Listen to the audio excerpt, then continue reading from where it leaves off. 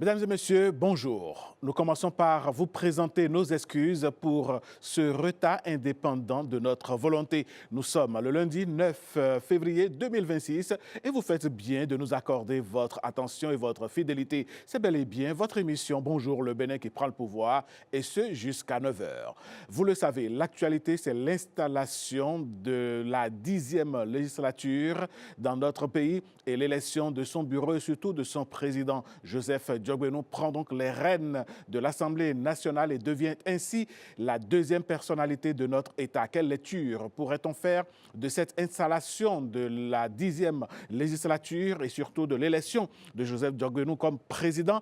On va décrypter cette information avec un invité dans cette émission. Côté santé, mesdames, messieurs, Heureuse Danodé nous dira aujourd'hui comment est-ce que nous pouvons nous y prendre pour éviter ou soigner donc les pieds d'athlète, ce mal qui arrive lorsqu'on porte des chaussures fermées pendant longtemps, ou bien est-ce qu'il y a d'autres causes à ce mal? Heureuse Danodé va nous informer. Et mesdames, messieurs, vous savez, le goût de la lecture a tendance à disparaître. Et pour vous redonner ce goût et rallumer cette flamme de la lecture en vous, nous allons recevoir ce matin un invité avec Patrick Diossou qui nous parlera de comment est-ce que l'on peut lire tous les jours. Je lis tous les jours, c'est le challenge dont nous allons parler. Mesdames, Messieurs, voilà un peu pour l'ossature de cette émission. Ça va être tout de suite l'information qui démarre cette nouvelle page.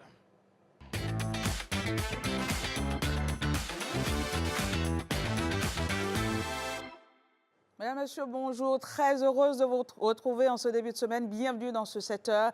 Il est désormais le nouveau président de l'Assemblée nationale. Oui, Joseph Diogbenou a été élu ce dimanche à la tête de l'institution parlementaire.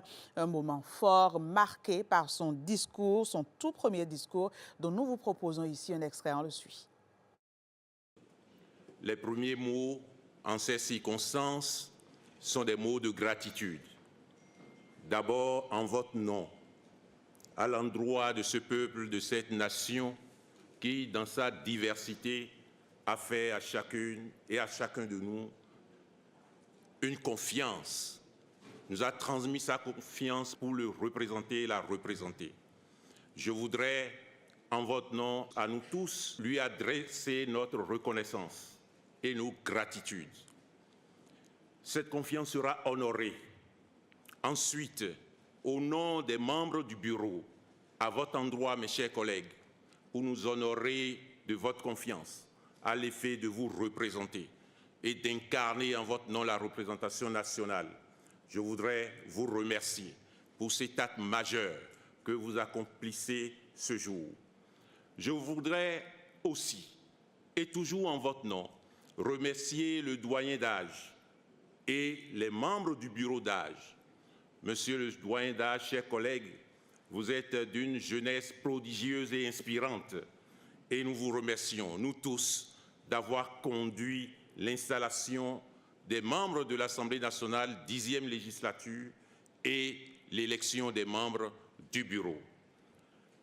Mesdames et messieurs, chers collègues, la 10e législature s'installe dans un contexte que chacun connaît, au plan national, au plan régional, au plan international.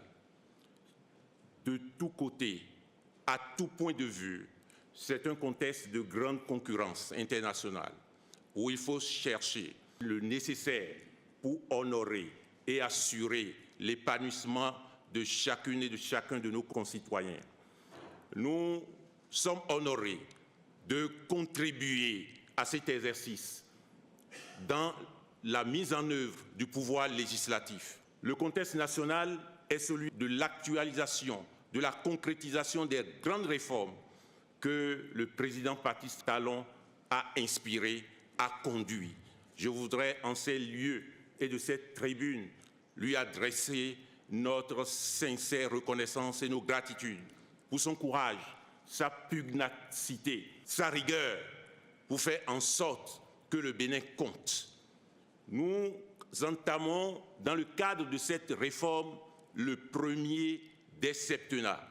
Je voudrais surtout, et enfin, remercier le président Abdoulaye Biotchane et l'ensemble des dirigeants du bloc républicain. Remercier l'ensemble des dirigeants de l'Union progressiste Le Renouveau. Remercier les militantes et les militants de chacun des partis. Remercier chaque citoyenne et chaque citoyen, encore une fois, de l'honneur qu'ils nous ont fait pour faire en sorte que nous soyons ici présents et contribuer avec l'exécutif à la représentation du Bénin et à la défense de notre nation. Mesdames et messieurs, mes chers collègues, nous entamons cette 10e législature avec une pensée profonde. D'abord, pour chaque citoyenne et chaque citoyen qui sont sur les différents théâtres pour assurer la protection de notre pays, dans les centres de santé, sur les théâtres de combat, pour assurer le pain, pour assurer le vin, pour chacune et chacun de nos compatriotes. Nous entamons cette 10e législature, enfin, avec une pensée profonde pour les Béninoises et les Béninois qui sont dans la peine. Nous allons agir de sorte à diminuer cette peine, quelle que soit la source, quelle que soit la cause. Nous entamons cette 10e législature sous la protection de Dieu, sous la protection des mânes de nos ancêtres, et que Dieu protège le Bénin. Je vous remercie.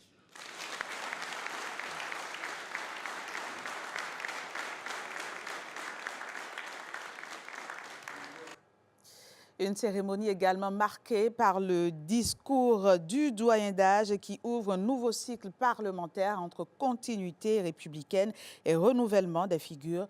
Nos reporters étaient sur place pour capter ces instants clés de la vie démocratique de notre pays. On regarde ensemble. Pour certains, c'est l'ouverture d'un livre encore vierge. Pour d'autres, c'est bien entendu un nouveau chapitre d'une histoire déjà bien écrite. Ce dimanche, la 10e législature prend forme. Conformément aux dispositions de l'article 12.1 du règlement intérieur qui régit l'institution, je déclare les députés de la 10e législature de l'Assemblée nationale officiellement installés dans leurs fonctions. Par cette déclaration d'installation, les 109 députés de la 10e législature entrent officiellement en fonction avec une exhortation claire. Au-delà de nos sensibilités, de nos appartenances politiques et de nos parcours, nous sommes désormais unis par une responsabilité commune: défendre l'intérêt du peuple, sauvegarder les valeurs de la République et œuvrer par des débats démocratiques et le travail législatif au progrès de notre pays. L'âge et l'expérience m'autorisent à rappeler que la démocratie n'est jamais acquise définitivement. Elle se nourrit du respect mutuel, de l'écoute, de la confrontation des idées dans un esprit de loyauté et de responsabilité. Le Bénin tourne ainsi une page institutionnelle de son histoire politique et en ouvre une autre avec des parlementaires déjà à l'affût. Je suis heureuse, mais en même temps je suis un peu dépaysée, c'est la rentrée. Être à l'Assemblée pour moi c'est un honneur, c'est une responsabilité, c'est porter la voix du peuple béninois. D'abord un sentiment de joie pour avoir eu la confiance des populations béninoises et bon, ce stress-là qui anime tout un chacun d'entre nous pour ceux qui mettent pied pour la première fois ici.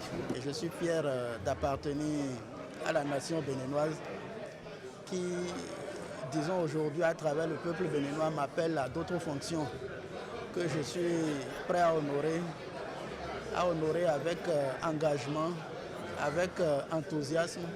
Il faut travailler à pérenniser tout ce qui a été fait juste là et à continuer dans cette voie-là. Et parce que nous avons tout ceci grâce à un homme, le président Patrice Talon. On ne le remerciera jamais assez. Alors, Monsieur le Président, merci. La cérémonie est aussi marquée par la lecture de quelques règles fondamentales, le rappel de la décision de la Cour constitutionnelle proclamant les résultats définitifs des législatives. Prochaine étape, l'élection du président et des membres du bureau, un choix déterminant qui donnera au Parlement sa pleine architecture et fixera le cap des 7 années à venir. Mais au-delà de l'élection et de sa symbolique, une autre voix attend de se faire entendre, celle des citoyens. Car oui, si le perchoir a trouvé son occupant, le véritable juge reste l'opinion publique. Et derrière les murs du Parlement, c'est tout un pays qui observe, espère et exige des réponses. Alors concrètement, qu'attendent les Béninois de leurs nouveaux députés dans le zoo? Pierrette Adam aussi et Kanel Kakpo sont allés à la rencontre des populations d'Agban-Izou. Voici ce qu'ils nous disent. Et premièrement, nous allons leur demander de faire plus que ceux qui sont passés. Désormais, nous voudrions que ces nouveaux-là viennent consulter le peuple et prendre leur avis. Et secondo, nous allons leur demander de voter des lois qui soulagent le peuple aussi. À l'image de ce qui se passe dans les autres communes, nous souhaiterions aussi être au pas.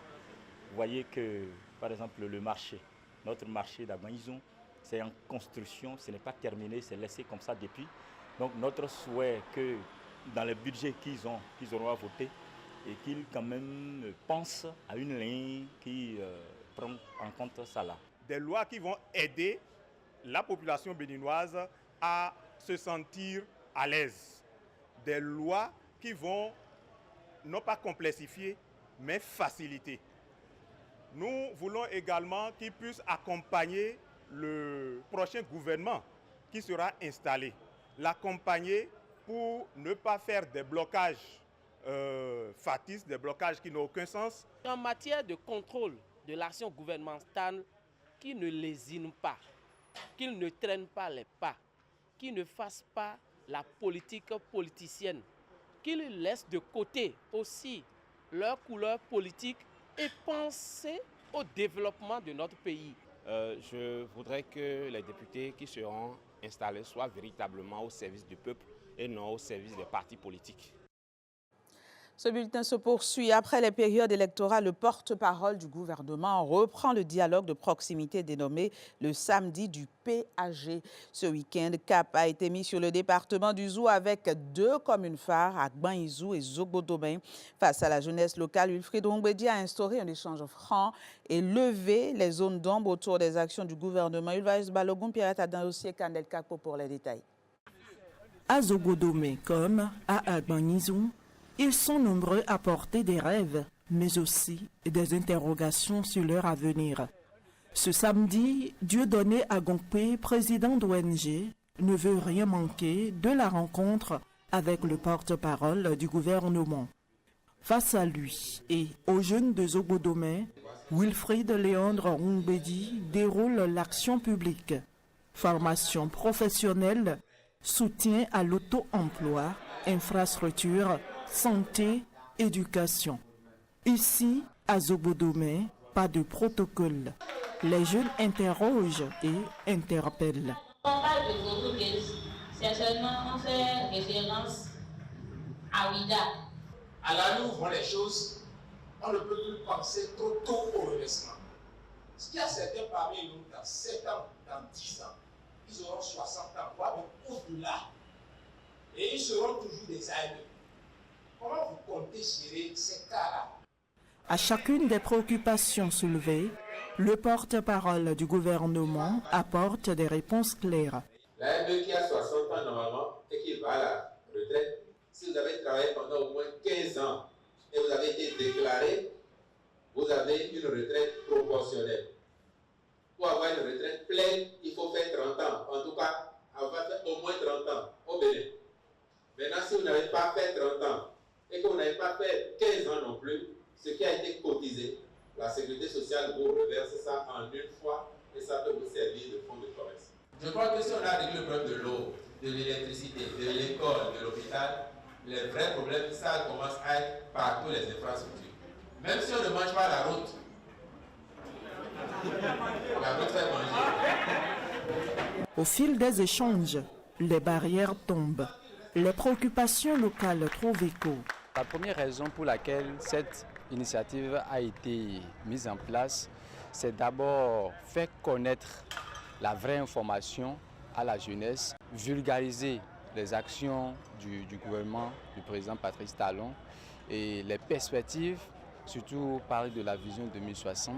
Il a fait le rapport de ce que nous avons déjà gagné dans les 10 ans d'activité de l'actuel gouvernement et les efforts sont là, c'est visible. À Agbonizou, l'exercice est le même. Ces jeunes découvrent une autre facette de l'engagement citoyen. Il n'y a pas de situation professionnelle dans laquelle vous serez absolument satisfait de tout. Mais les traces que vous laissez, c'est ça qui fait votre histoire. Nous voulons exhorter les responsables du système éducatif pour qu'on puisse jeter un coup d'œil sur les curricula de formation et y intégrer donc des aspects concernant l'élaboration des documents de candidature. Ça va aider les jeunes à accéder au marché de l'emploi avec plus d'aisance. Et si on doit pour la continuité, que le gouvernement prochain continue dans la même démarche. À Zogodome comme à Agbonizou, les jeunes repartent avec des réponses, mais surtout avec un message fort. L'action gouvernementale se construit aussi avec eux. Un mot à présent sur le cadastre national. À Porto Novo et à Paracou, les données collectées sont à l'étape de l'affichage. Les équipes sur le terrain doivent respecter un délai strict, mais dans certains quartiers, les populations ne se présentent pas pour consulter les plans cadastraux. Le constat, ce sera avec Ariane Da Silva. Paracou, la cité des Kobourou, dans le département du Borgo, fait partie des communes bénéficiaires de la mise en place du cadastre national au même titre que Porto Novo. Après la phase de collecte des données, l'étape d'affichage est actuellement en cours. L'opération se déroule simultanément dans les arrondissements 1, 2 et 3 de ces deux villes. Que la population sorte pour venir voir est-ce que les informations renseignées collectées par les agents collecteurs en son temps sont effectivement enregistrées et donc chacun verra si c'est bon, c'est bon. S'il y a des erreurs, en même temps, c'est le moment de corriger afin que le CEC qui sortira soit un CEC sans erreur. Une étape déjà franchie par plusieurs présumés propriétaires de parcelles. Je suis entièrement satisfait. Tous les renseignements que j'ai donnés ont été pris en compte. On est venu constater réellement ce qui a été fait jusque-là. On attend les corrections. Je suis très heureuse. Grâce à cette opération, ma parcelle est désormais sécurisée. Plus personne ne peut me l'arracher. Si ça devrait arriver, je vais fièrement sortir mon CEC. Merci au cadastre national. Mais sur le terrain, les équipes techniques font face à une réalité préoccupante. On a des quartiers où ils se sont fait enregistrer volontairement, mais venir voir si leurs informations sont correctes devient un peu difficile pour eux. Et ça peine un peu parce que s'il y a des erreurs, nous allons reconduire ces erreurs. Et ça pourrait s'afficher sur leur certificat, si le nom est mal écrit, le numéro de téléphone est mal écrit et ils seront obligés de revenir corriger et ça ne sera plus dans le compte du projet parce que nous, on aurait déjà fini. Nous invitons la population à sortir et ceux qui ne s'étaient pas enregistrés, on les invite à venir avec leur carte CIP et les documents de présomption.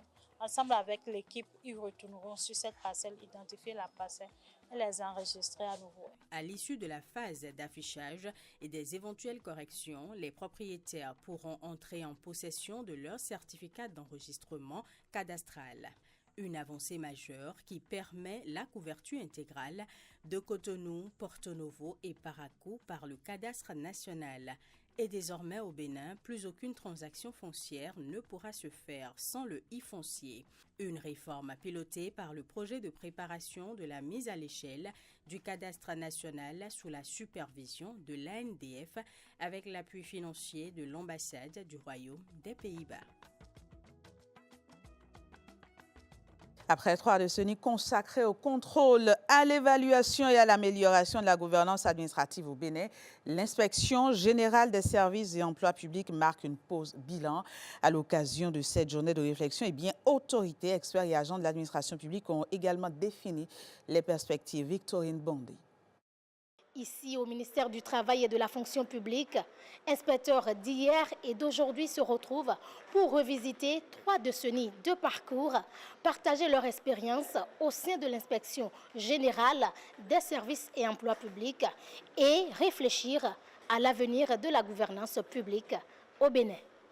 Les 30 ans de l'inspection générale des services et emplois publics représentent pour le ministère du Travail et de la Fonction publique et pour tous les agents publics en général un moment historique. L'inspection, avec les différentes transformations et plus précisément celle qui est intervenue le 29 août 2018, est devenue un organe d'audit interne. Donc, il y a une mutation de l'inspection générale en tant que gendarme vers l'inspection générale conseil d'appui pour accompagner les gestionnaires, les responsables à divers niveaux dans l'exécution de leurs tâches quotidiennes.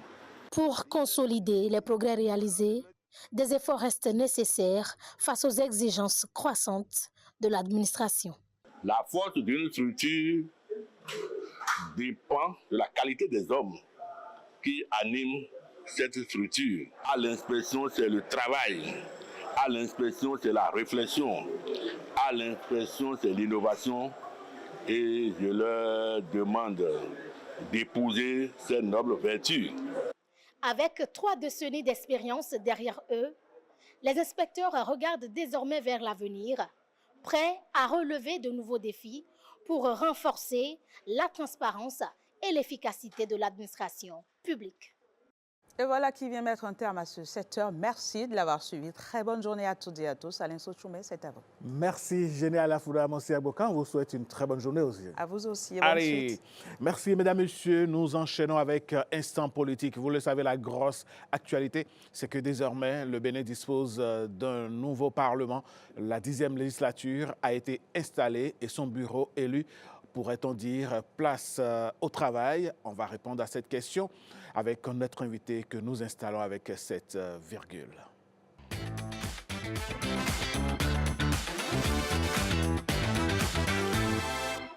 Déjà présent dans ce studio, Anselme Pascal Agaoundé, bonjour. Bonjour, chers confrères. Comment allez-vous? Très bien.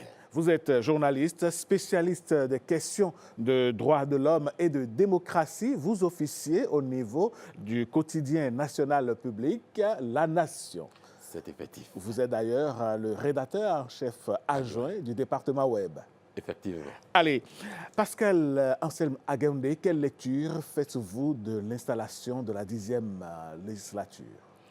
Alors, sans grande surprise, la 10e législature a été installée dans un contexte que l'on connaît déjà, un contexte dans lequel l'on sait que les élections législatives ont donné une cote de satisfaction totale aux partis de la mouvance, notamment les grands partis que sont l'UPR et le BR. Et sans grande surprise, on peut déjà s'imaginer que siégeraient à l'Assemblée nationale ces personnalités-là de ces deux partis, notamment Joseph Djogbenou et Abdoulaye Biotchane, autour desquels on avait encore quelques doutes, se demandant qui irait et qui n'irait pas, puisque pour ces deux mastodontes, il fallait garder un et peut-être laisser l'autre au niveau de l'exécutif.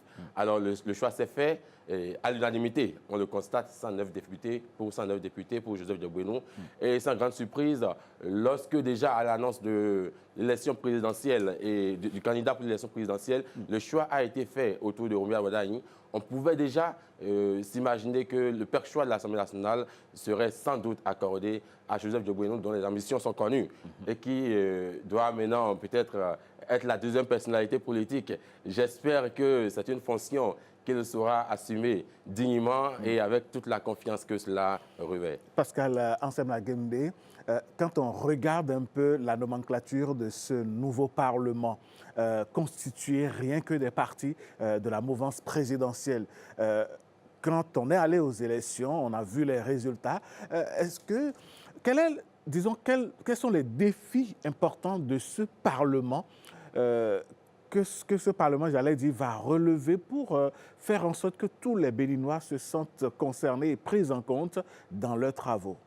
Alors, je pense que le défi positif et permanent, c'est déjà le travail qui est attendu de ces députés-là.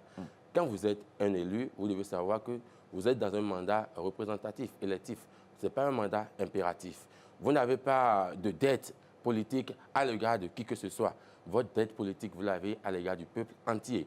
Alors, le peuple veut voir des députés qui travaillent pour lui. Le peuple veut sentir que ses représentants travaillent pour le bien de la nation et pas pour des intérêts, je dirais, partisans. Et ce n'est que là qu'ils montreront réellement qu'ils relèvent un défi.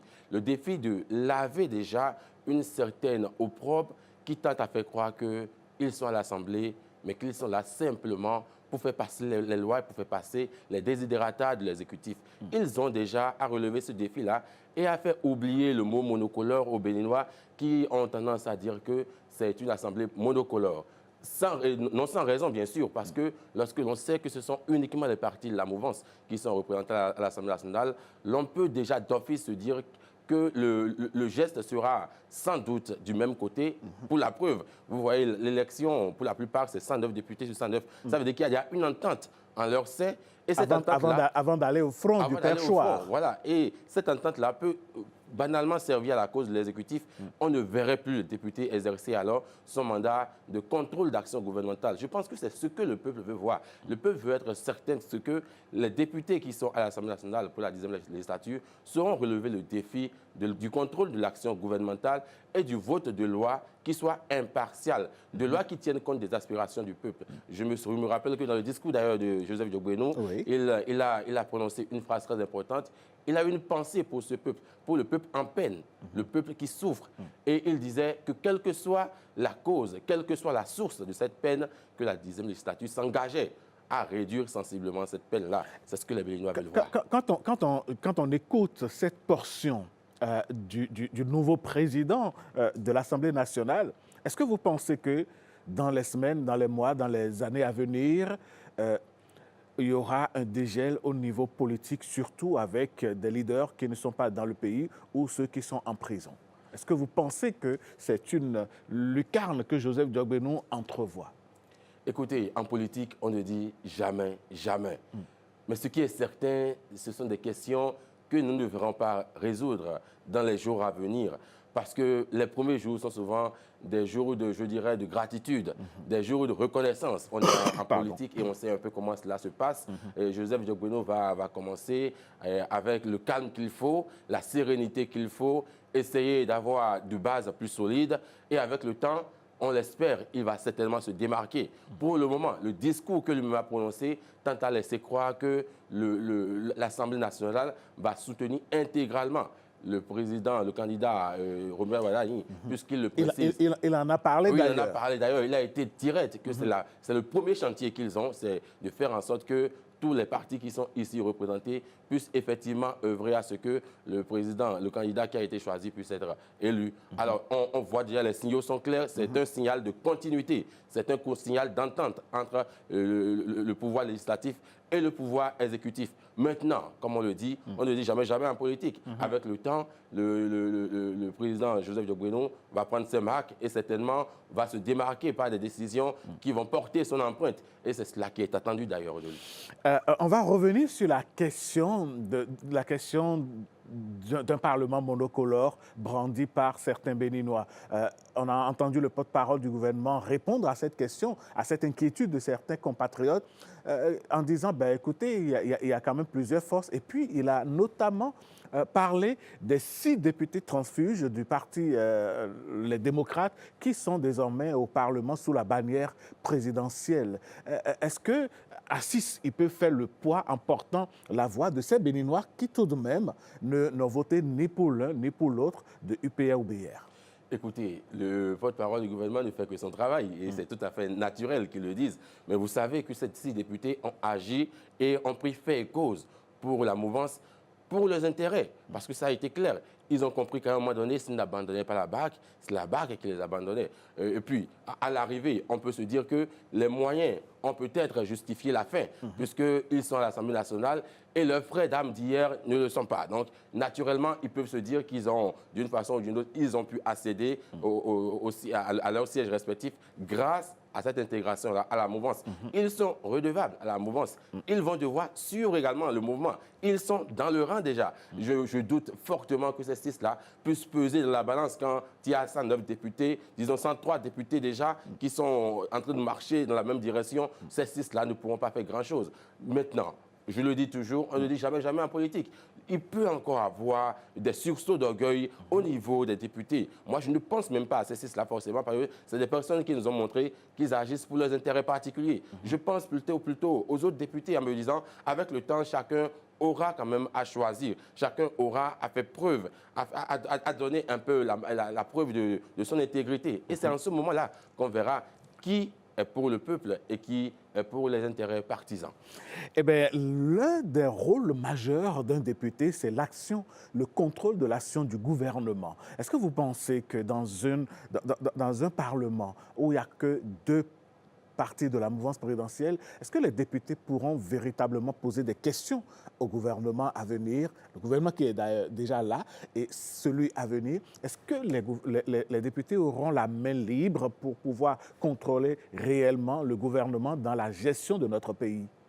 Une préoccupation qui est légitime et je pense que c'est une préoccupation qui fait d'ailleurs partie des arguments qui sont avancés lorsqu'on parle du Parlement monocolore. C'est justement parce qu'on a cette crainte-là de voir le député exercer convenablement sa mission de contrôle de l'action gouvernementale, sans quoi l'on ne saurait vraiment mesurer l'ampleur de l'hémicycle, l'ampleur du Parlement. Parce que n'oublions pas que nous sommes dans un contexte où nous avons désormais un Parlement qui est bicaméral et on a plus confiance au Parlement, à l'Assemblée nationale, pour jouer le rôle du contrôle de l'action gouvernementale. On attend de ces députés-là qu'ils puissent franchement poser des questions lorsque cela ne va pas, qu'ils puissent amener l'exécutif à revoir sa copie lorsque cela est nécessaire. Mais est-ce que cela se fera? La grosse question, je pense que personnellement, cela peut se faire en dépit même je dirais, des rapprochements politiques. En dépit des rapprochements politiques. Vous y croyez? Je pense que cela peut se faire. Je n'y crois pas, on n'est pas dans le domaine de la foi, mais je pense que cela peut se faire. Et pour moi, c'est en même temps un appel aux députés, leur dire que leur appartenance à une formation politique ou leur appartenance, leur fidélité à la formation politique ne les oblige pas à ne pas être regardants à l'endroit de tout ce qui se fait, à ne pas pouvoir exercer leur mandat, leur mission de contrôle de l'action gouvernementale. Car c'est à cela qu'on reconnaîtra effectivement qu'ils ont reçu un mandat du peuple et qu'ils l'exercent pour l'intérêt du peuple. Dans l'histoire de notre pays, le Bénin, ce Parlement est indubitablement celui qui ouvre la voie des septennats.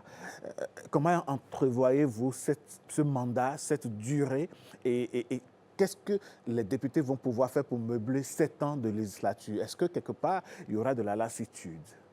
Ça va faire long, ça va faire long. Et là, je pense encore qu'on aura beaucoup de surprises. Parce que plus c'est long, mettez-vous à l'aise, moins c'est ennuyeux. D'habitude, on se dit que ça va faire long et que certainement, à un moment donné, on aura de laisser aller. On aura un peu comme deux pouvoirs qui s'entendent et qui gèrent le pays pendant longtemps. On ne verrait même plus peut-être, on n'aura plus la notion du temps. Mais je pense que ça va faire beaucoup d'actualité. Parce que, comme je l'avais dit tantôt, les premiers jours et les premiers mois seront certainement des mois de reconnaissance, de gratitude. Des mois d'euphorie. Exactement. Mais après, il faudra que chacun se démarque. Et connaissant déjà celui qui est au perchoir, je sais qu'il cherchera à se démarquer, c'est très sûr. Et à côté de cela, vous venez de le dire, c'est le Parlement qui ouvre les septennats. Et bientôt, on aura l'élection du président de la République qui viendra s'installer encore pour 7 ans. Et je pense que ces deux pouvoirs ont des défis. Et ces défis peuvent les amener parfois à avoir des controverses. C'est là que le Sénat jouera tout son rôle. Et aujourd'hui, davantage, je comprends pourquoi, parmi les attributions du Sénat, il y a quand même cette attribution-là de médiation. Lorsque, entre exécutif et Parlement, tout ne va pas bien, il y a cette mission de médiation. C'est peut-être une anticipation de crise qui pourrait survenir. Et je pense que ça viendra. Eh bien, Pascal Anselme Aguéoundé, 10e législature installée, son président élu, le bureau mis en place. Est-ce que, quand vous regardez un peu le Parlement aujourd'hui, comment est-ce que l'on pourrait, le citoyen, pourrait aussi avoir son mot à dire, pourrait aussi orienter le travail des députés? C'est vrai que quand il y a élection, ils descendent sur le terrain, ils font la campagne, mais est-ce qu'il y a toujours ce lien qui va rester pendant 7 ans pour que le peuple se voit représenté réellement par les 109 personnes à l'Assemblée nationale? Alors c'est là la question de la reddition de comptes. Et cela appartient à chaque député de pouvoir retourner à la base. Je pense qu'il y a des députés qui ont déjà cette pratique-là. Ce n'est pas encore généralisé.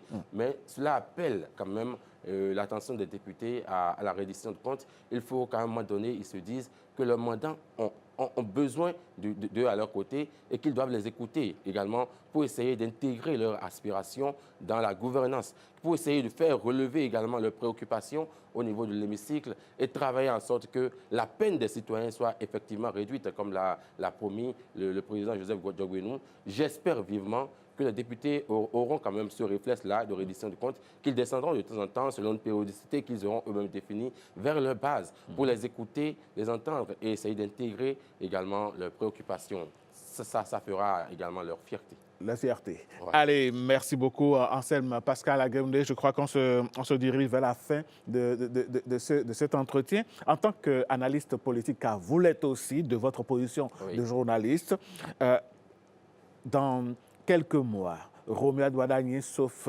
cataclysme, sera élu ou ce sera Paul Rompin. On ne sait pas encore.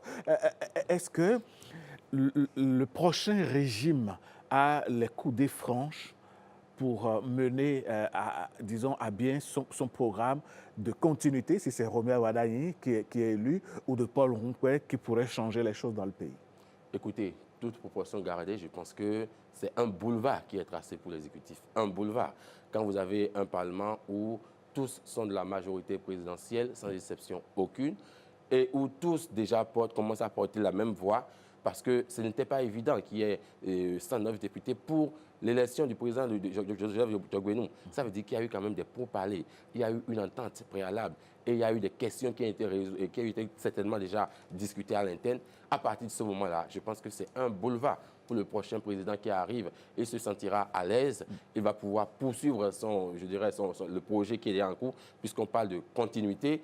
Et cela ne laisse pas sans inquiéter beaucoup de concitoyens qui se demandent si, effectivement, le président n'a pas plutôt besoin de personnes pour l'amener parfois à revoir sa copie, parce que l'on n'est jamais parfait. Il peut y avoir des choses à revoir. Et si on n'a pas un Parlement qui est en mesure d'apporter cette différence-là et de faire résonner une autre voix, cela peut inquiéter, cela peut porter atteinte à la démocratie. Vous pensez que la voix unique des partisans pourrait induire le prochain président en erreur, quelque part? Bien sûr, je le pense, parce qu'il peut être animé de très bonne volonté, avoir des projets qui sont mirobolants.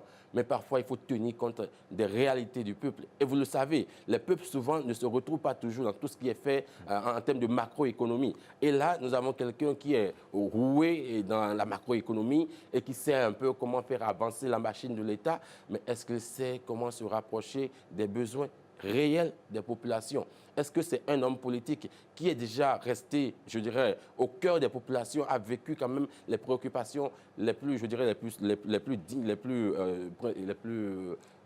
difficiles, on va dire. Voilà, c'est ça, les plus difficiles. Ce sont toutes ces questions-là qui me viennent à l'esprit et je me demande s'il saura, dans sa politique, répercuter tout cela. Est-ce qu'il saura résoudre les problèmes que les Béninois ont dans leur intégralité? En attendant d'avoir réponse à toutes ces questions, on attend avril pour l'élection. Et on verra qui les Béninois vont choisir pour diriger leur destinée. Sans cataclysme, on sait qui c'est. Merci Anselme Pascal Agaoundé, merci d'avoir accepté notre invitation. Je le dirai toujours à tous nos invités, ici c'est chez vous. Merci. Revenez quand vous voulez et on fera le débat et on abordera des sujets qui concernent la vie de notre pays. Merci. Je vous souhaite une très bonne journée. À très bientôt. Merci. Allez, mesdames, messieurs, c'était là donc Instant politique avec Pascal Anselme Agaoundé. Il est journaliste, il est aussi spécialiste des questions de droits de l'homme et de démocratie.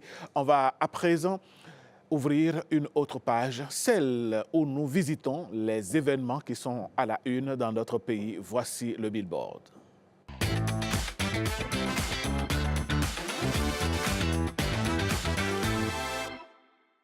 Et voilà qui installe mon cher Patrick Lin-Gérard Djossou. Patrick, bonjour. Bonjour Alain Sochoumé. Est-ce que vous avez lu ce matin? Ce matin, oui, j'ai lu. Mais en fait, je passe tout mon temps à lire. Je savais que ce serait la réaction parce que tout qui connaît Patrick, Patrick est toujours dans les livres. Oui, mais toujours dans les livres. Comment est-ce que nous allons réussir à redonner le goût de la lecture aux Béninois? Oui. C'est d'ailleurs le challenge qui porte le nom « Je lis tous les jours ». Je lis tous les jours. Chaque jour. Le challenge, je lis chaque jour. C'est un challenge qui est lancé et pour cette saison, cela a été lancé hier seulement. Et on va en parler aujourd'hui. Avec votre invité déjà sur le plateau? Avec mon invité ce matin.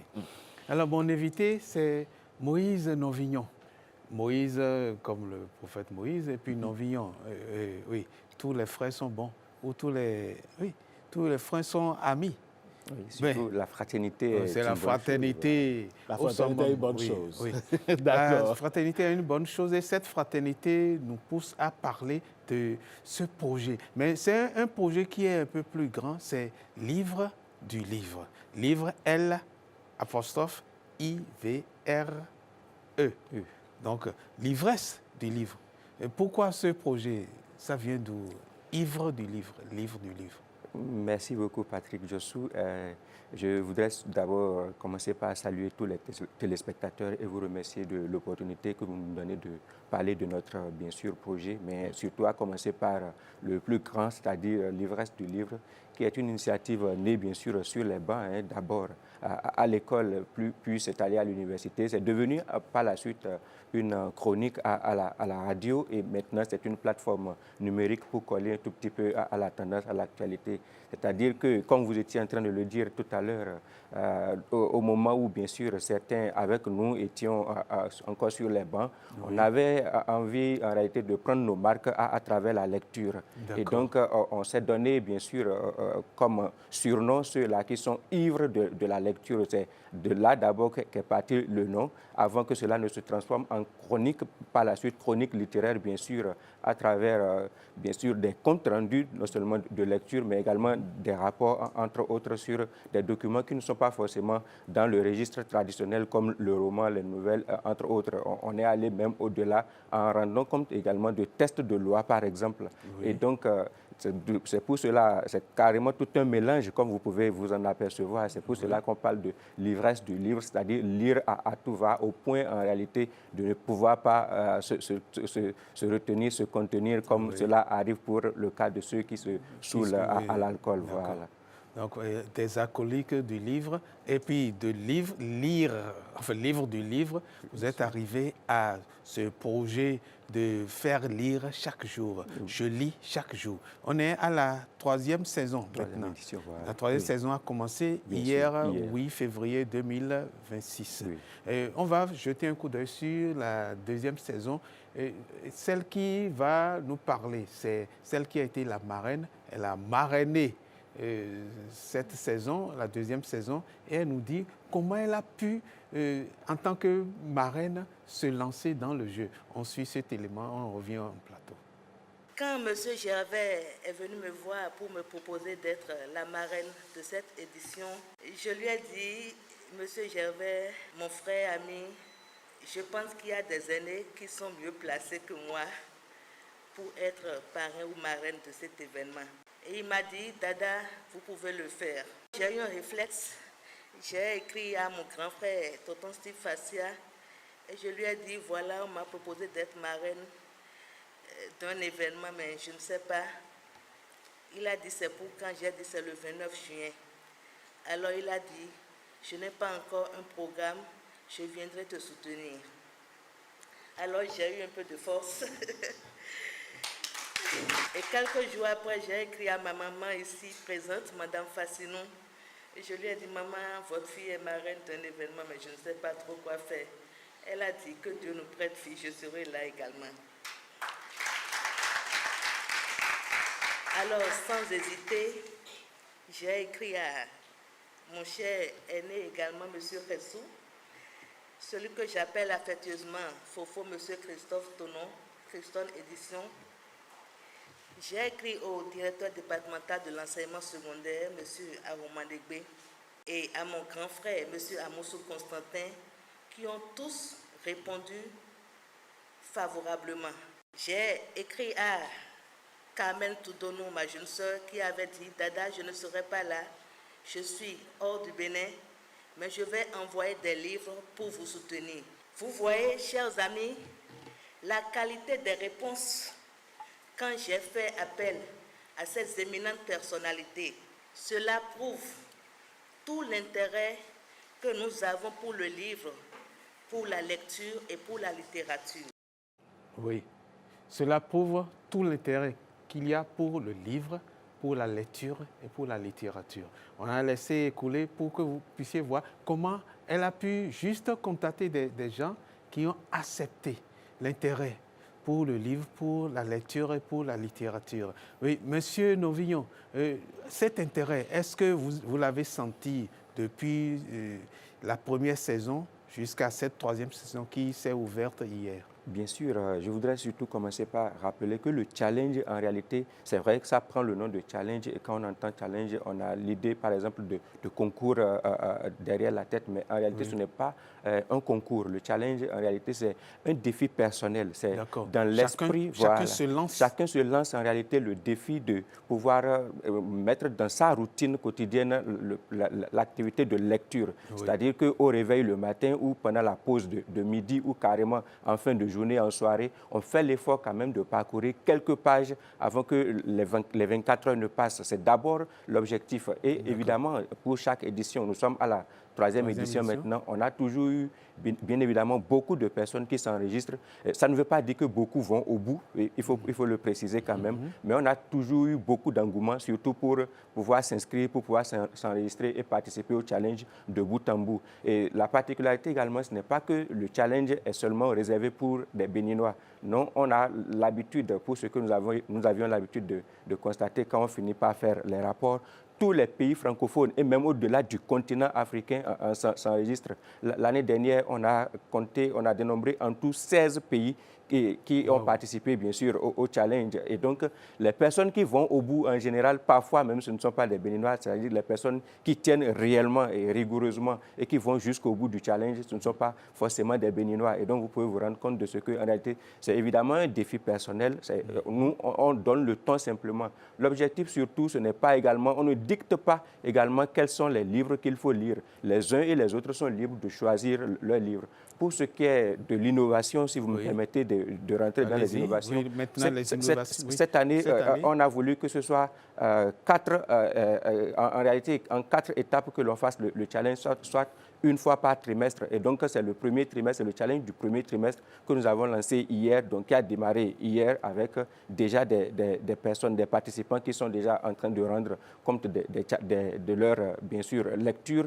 Et donc, par semaine, sur les 4 semaines, ça va durer 1 mois en réalité. Le 7 prochain, ça va être la fin. Et donc, on espère que par semaine, chacun puisse rendre compte d'un livre. Donc, au bout du processus, c'est-à-dire pour cette première étape, que les uns et les autres puissent finir par lire au moins 4 livres à la fin du premier numéro de cette année. Et donc, à l'issue de cela, les comptes rendus qui arrivent et qui sont d'une certaine qualité, qui sont de très belles factures, en réalité, nous les relayons sur notre site web dédié, bien sûr, à la promotion du livre, tous les acteurs, tous les livrevores, j'emprunte le mot à certains concepts également de la place, tous les livrevores ont connaissance de cette plateforme-là, parce que la plateforme existe quand même depuis 2017, donc ce n'est pas comme si on est en train d'arriver nouvellement avec l'idée. Donc on relaie les comptes rendus qui sont de très belles factures, et on a également le projet d'éditer à terme, bien sûr, un livre à partir de ces comptes rendus-là.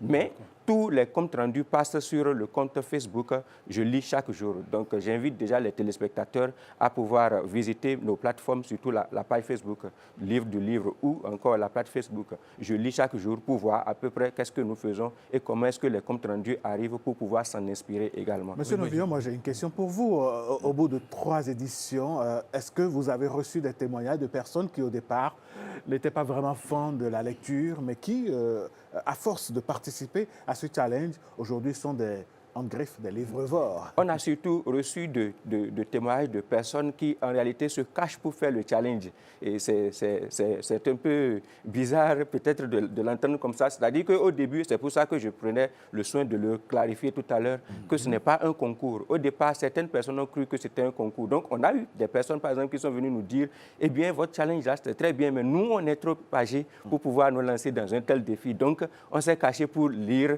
et on n'a pas de compte rendu en réalité à vous envoyer, mais on a renoué avec la lecture pour ceux qui avaient l'habitude de lire et qui, à un moment donné, ont abandonné. Et il y a certaines personnes également qui ont carrément, dès le bas âge, négligé les questions de lecture. Et quand on leur explique le concept, quand on leur dit le bien fondé du concept, vous savez, avec l'environnement digital, et c'est surtout le principal défi. Le challenge, en réalité, c'est fait pour ceux qui scrollent, comme on le dit dans le jargon des plus jeunes aujourd'hui, ceux qui sont sur le web tout le temps. C'est pourquoi le compte rendu est fait sur Facebook.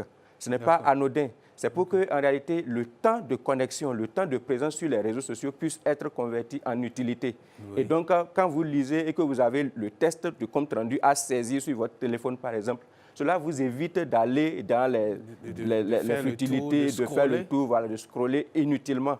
Et donc, certains sont venus nous voir effectivement à la fin pour nous dire « Ah, cela nous a permis non seulement de renouer avec la lecture, mais ça nous a permis surtout de grandir. » Parce qu'effectivement, avec tous les enjeux du numérique aujourd'hui, l'intelligence artificielle et tout ça, l'humain ne va pas forcément disparaître. Et ceux qui vont avoir quelque chose dans la tête, quelque chose à vendre, à revendre, comme on le dit, vont avoir la possibilité d'être toujours sur le marché de la rivalité avec l'IA.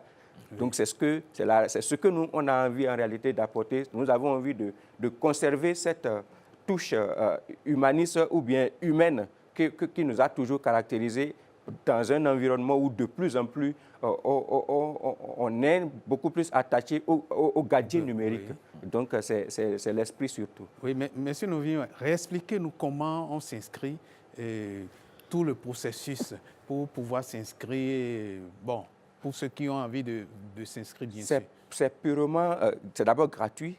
Il n'y a pas de contraintes financières par rapport à cela. Nous avons lancé nos messages sur les canaux digitaux, puisque le projet est essentiellement sur les supports, les réseaux sociaux. Donc, on a lancé les messages. On a une chaîne WhatsApp, par exemple. On a nos numéros, bien sûr, notre téléphone et nos comptes challenge@livre-du-livre.com, par exemple, notre compte Gmail, sur lequel les uns et les autres peuvent nous écrire simplement pour s'enregistrer, s'inscrire. Les gens ne sont pas également obligés de s'inscrire. Il y a, par exemple, pour la dernière édition, il y a certaines personnes qui sont arrivées, qui ont tenu, qui ne sont pas forcément allés jusqu'au bout, mais qui ont tenu et qui ne s'étaient pas du tout enregistrés.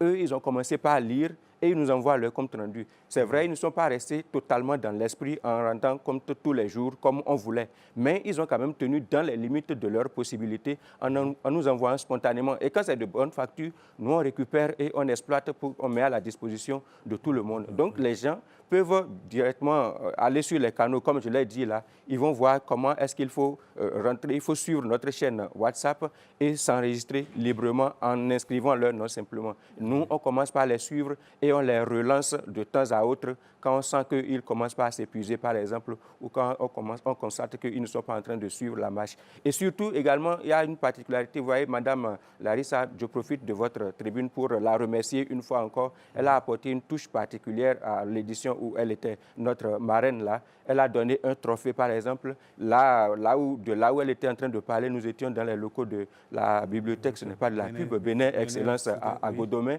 Et donc, elle nous a trouvé un très bon cadre et elle a invité un parterre de personnalités, vous avez pu voir tout à l'heure, vous aussi, qui ont pu prendre part, bien sûr, à la cérémonie de remise d'un prix. C'était profondément symbolique. L'objectif, au départ, ce n'était pas de remettre de prix. Donc, quand nous appelons des sponsors, des partenaires, entre autres, ce n'est pas pour qu'ils nous apportent de l'argent, par exemple, pour qu'on distribue à ceux qui vont jusqu'au bout.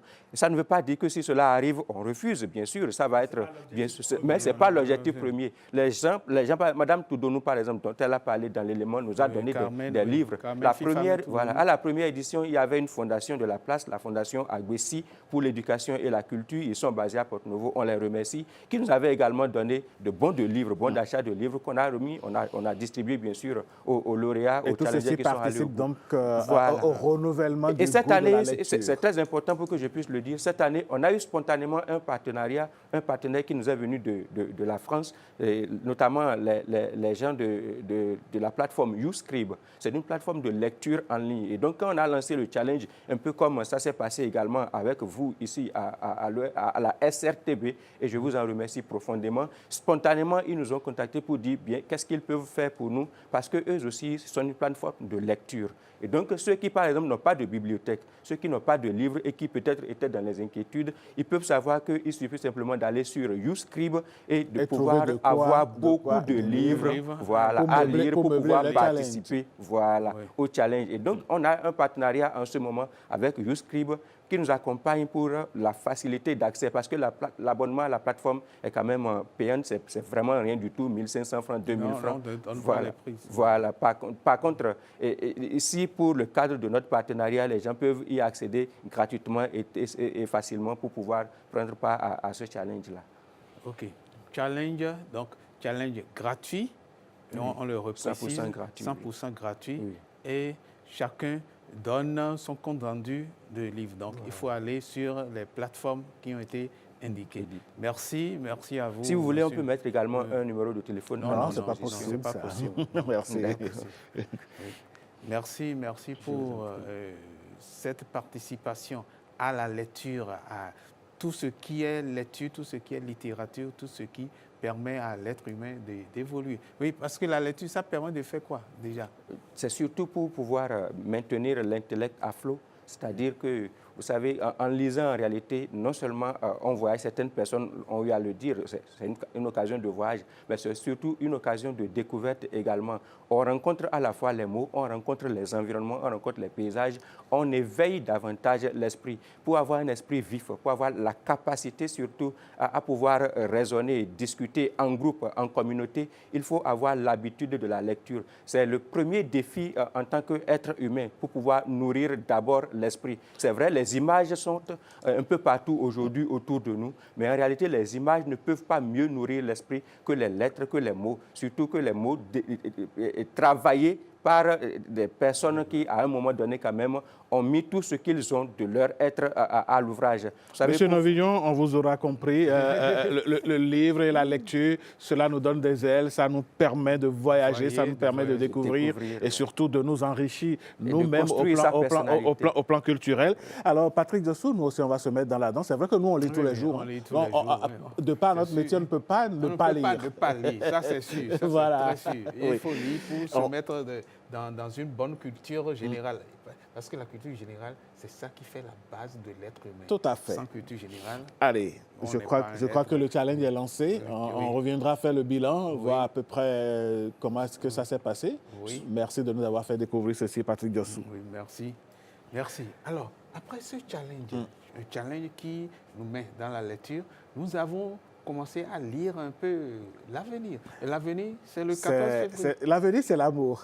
Oui, l'avenir, c'est l'amour. Ah oui, ça c'est clair, parce que d'ici le 14 sera la date de couronnement donc, de la célébration de la fête de l'amour. Oui, justement.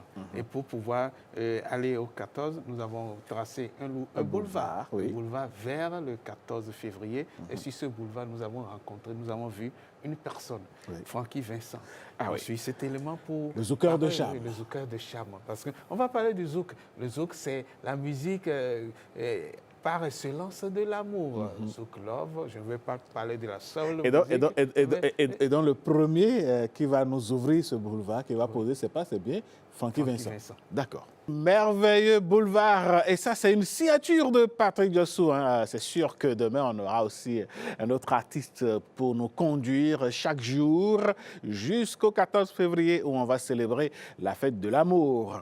Allez, loin de toute fête de l'amour, mesdames, messieurs, nous allons vous faire découvrir ou redécouvrir un espace féerique, un espace spécial. C'est avec Amandine Aniabossou qui nous propose ce matin de visiter le site de protection de certaines espèces d'animaux en voie de disparition. Et dans ce site, c'est donné la mission de garder, de sauvegarder encore ces espèces-là pour le bien-être de la biodiversité. Le site de Sitatonga, partagé entre les communes d'Abomey-Calavi, de Soava et de Zé. On va suivre dans la rubrique Le Bénin en mouvement.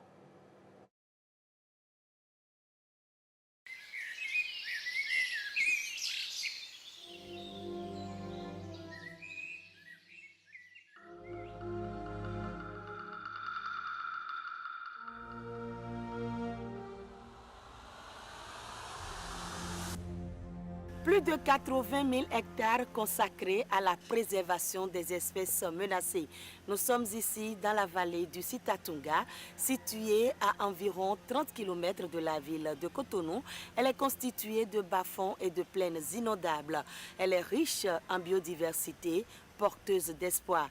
Et je vous emmène à la découverte de cette ressource naturelle.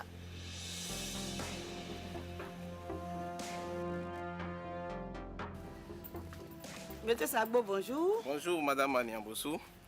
Bienvenue dans la vallée du Sitatonga, un espace exceptionnel où la nature, la culture et l'éducation environnementale s'unissent pour la promotion d'un développement durable au Bénin.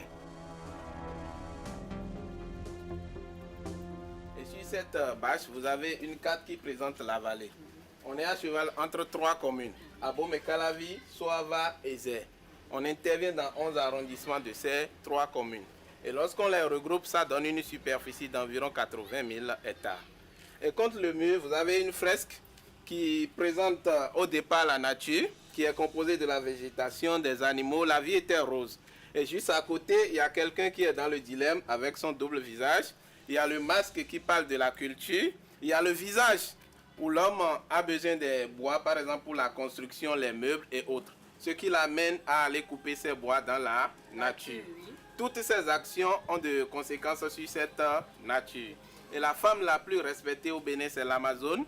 Elle a tendu sa main comme Benzin à Abomey pour dire stop à cette destruction. Alors nous allons rentrer dans la danse elle-même par l'observation de quelques reptiles. Alors ici, dans cette fosse, vous avez des varans du Nil. Regardez sur la branche de l'arbre. Nous avons déjà eu une mise bas ici qui a donné 9 petits varans.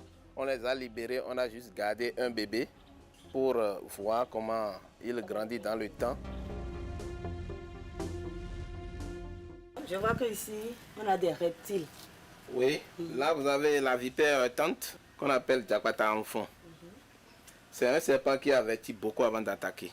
Quand il voit l'homme, il ne fait que se gonfler et il siffle. N'approchez pas, je suis là, regardez. Il est en train de se gonfler. Et ici, vous avez un serpent à plusieurs couleurs. Regardez. Ah, c'est vrai. C'est l'espèce du serpent qui a le venin le plus rapide et le plus toxique au Bénin. Le mamba vert. C'est un arboricole, il passe sur les feuilles vertes. Et pour le reconnaître, c'est grâce à sa queue. La queue du mamba vert est jaune tamponnée du noir. Et ici, vous avez une espèce de cobra. Regardez. Il est sur la défensive. C'est le cobra cracheur. Même à 3 mètres, il vise vos yeux. Ce n'est pas pour vous faire du mal, mais c'est pour vous aveugler et fuir. Et là, vous avez un serpent inoffensif, le python royal, que tout le monde connaît, Awida.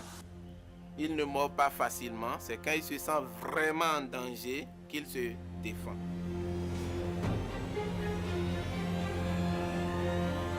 Alors dans cette fosse, vous avez des mangousses d'eau. Oui. C'est des espèces qui vivent à proximité des zones humides. Et la peau de l'animal est vraiment épais, donc le venin du serpent n'arrive pas à traverser facilement. Au fait, c'est de petits carnivores. Donc c'est eux qui régulent au fait les serpents. Donc l'homme n'a pas besoin de tuer les serpents. Il y a les espèces qui s'occupent de ça. Dans le refuge, il n'y a pas que des animaux dont vous vous occupez, il y a également des plantes. Oui, évidemment, il y a des plantes et on profite pour faire de la phytopharma. Ici, c'est du jasmin.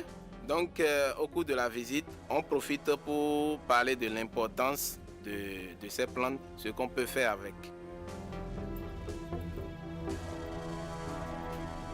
Donc ici, c'est la salle des poissons. Et dans ces aquariums, vous avez des poissons exotiques. Et à côté de ces poissons exotiques, vous avez un poisson particulier, le poisson électrique. C'est un poisson qui a la capacité de libérer une décharge allant jusqu'à 320 volts. mais l'intensité est pratiquement nulle. Ça libère cette décharge juste pour se protéger et également pour affaiblir sa proie.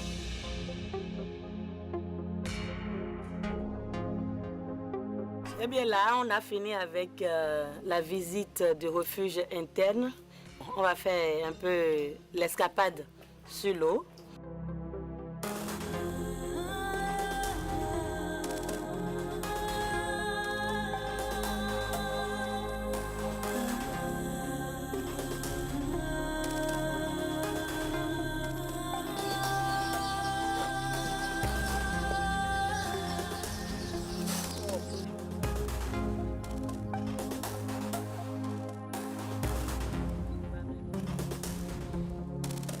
Là, nous sommes en train de faire une balade dans une zone marécageuse.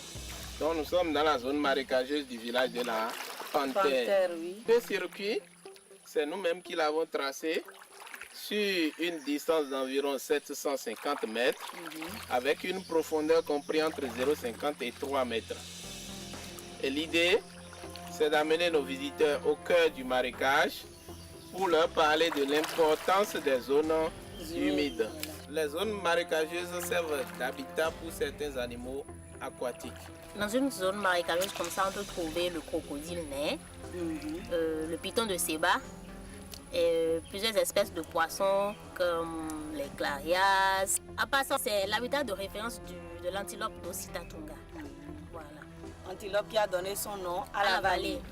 En suivi écologique, nous faisons des recherches sur l'habitat de ces espèces, des collectes de données, le suivi de ces espèces-là, surtout le crocodile et le Citatunga, pour toujours savoir si ces animaux-là sont toujours dans le marécage.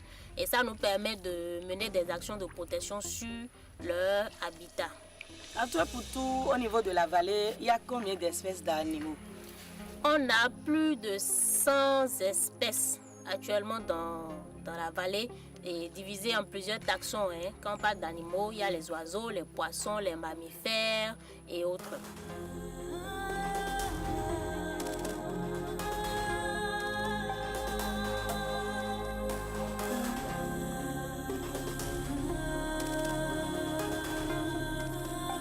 Dans cet enclos, vous avez l'animal emblématique de notre parc, c'est le Citatunga ou le Gibdo. C'est des antilopes semi-aquatiques qui peuvent plonger complètement et c'est seulement leur museau, vous allez voir la surface de l'eau. Seuls les mâles ont de cornes, les femelles n'en possèdent pas. Donc le Citatunga mâle adulte peut peser jusqu'à 120 kg, la femelle jusqu'à 90 kg. Pourquoi avoir nommé la vallée du Citatunga? L'antilope là était au départ une antilope emblématique pour la basse vallée de l'Ouémé.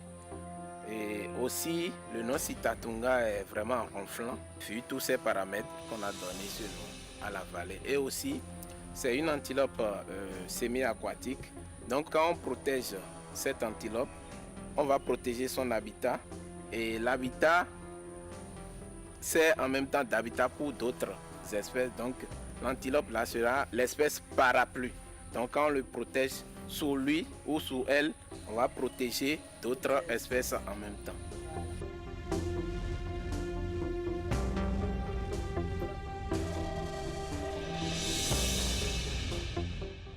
Les fosses que vous voici, c'est les fosses aux crocodiles. Actuellement, on fait la conservation ex situ, c'est-à-dire on les multiplie pour pouvoir peupler le milieu naturel. Donc jusqu'à la date d'aujourd'hui, on a libéré plus de 200 crocodiles nains dans la zone marécageuse.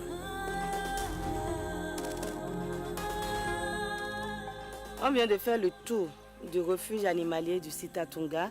Dites-nous déjà quels sont vos défis. Ici, le grand défi, c'est l'urbanisation.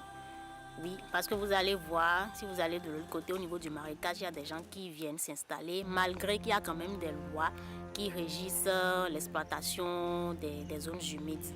À part cela, il y a aussi les défis financiers. Parce que bon, ce n'est pas uniquement ce qu'on recueille des visites qui va suffire pour l'entretien des animaux que nous avons ici. Donc pour pérenniser les activités que nous faisons ici, nous lançons des initiatives d'appel à projet, tout ça pour ceux qui sont intéressés à la conservation est-tout, c'est-à-dire hors du milieu naturel des animaux. Et à part cela aussi, nous envisageons aussi étendre le refuge vers d'autres zones de la réserve. C'est-à-dire ici, nous sommes dans la commune de Abomey-Calavi, donc nous envisageons aussi aller un peu vers Zé, parce qu'il y a beaucoup de choses à découvrir aussi là-bas.